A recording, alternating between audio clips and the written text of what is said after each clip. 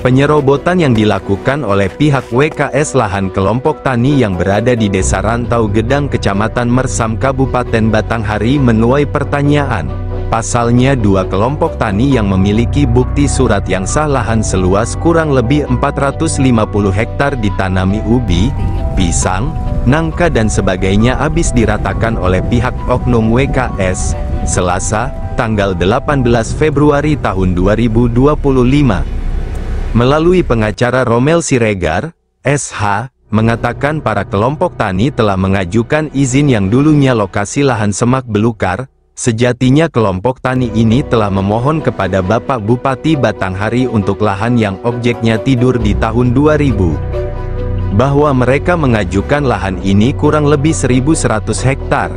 Namun 2001 bahwa Bupati menelaah pengajuan dari kelompok tani, ternyata hasil telaahnya, Sekda dan Pemda Batanghari mengenai tentang objek ini bergerak cepat perintahkan kepada Dinas Perkebunan Provinsi Jambi dan Kabupaten Batanghari dan juga Dinas Kehutanan termasuk BPN untuk mengukur objek lahan ini apa statusnya.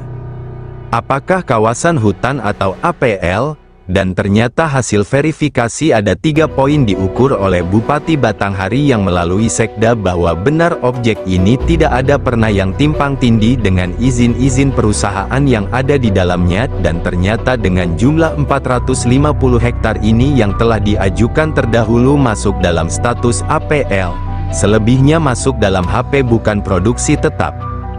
Namun sejatinya petani jaya bersama menanam tumbuh-tumbuhan seperti pisang, ubi, jagung, nangka dan yang lain di lokasi lahan yang selalu kurang lebih 450 hektar ini dikarenakan mereka berjumlah 185 KK namun berjalannya bertahun-tahun ada sekelompok-kelompok yang namanya mengaku inisial TA selaku kepala desa pada waktu itu telah menjual secara diam-diam lokasi tanah ini kepada PT Fatvelindo Aneka Tani seluas 300 hektar dan 110 hektar lagi kepada PT SCL Sawit Jambi Lestari.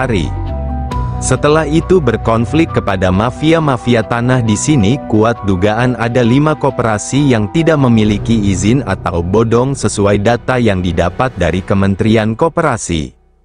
Dan harapan saya sebagai kuasa hukum diminta kepada pihak perintah segera turun untuk mengusut tuntas masalah konflik ini supaya terang benderang dan tidak ada lagi mafia-mafia tanah di Kabupaten Batanghari, jelas Romel. Ketua Kelompok Tani Jaya Bersama, Suwanto juga berharap agar pihak terkait dapat membubarkan 5 koperasi tersebut dikarenakan sangat meresahkan masyarakat di Desa Rantau Gedang Kecamatan Mersam dan menghukum mafia-mafia tanah yang sudah merugikan kelompok tani kami, ungkap Suwanto. Ketua Petir menegaskan, saya sebagai aktivis dari Jakarta dan bersama kuasa hukum kelompok tani berkolaborasi turun langsung ke lokasi untuk melihat keadaan konflik tanah yang dialami terhadap penindasa oleh oknum mafia tanah ini, cetus Jesayas. Kami tidak takut kepada siapapun karena kami di pihak rakyat, kami bela rakyat, dan tegas Presiden Prabowo mengatakan dalam pidatonya, saya siap mati demi Indonesia, saya akan sikat para koruptor. Sikat pengemplang pajak, itu kata Pak Presiden, tiru Jesayas. Dan kemudian kami mendukung ketahanan pangan dan makanan bergizi, MBG, asta-citanya Pak Presiden Prabowo, ucap Jesayas. Pedoman kita adalah ada 8 misi asta-cita Presiden Prabowo, namun yang saya kutip 3 poin di antaranya.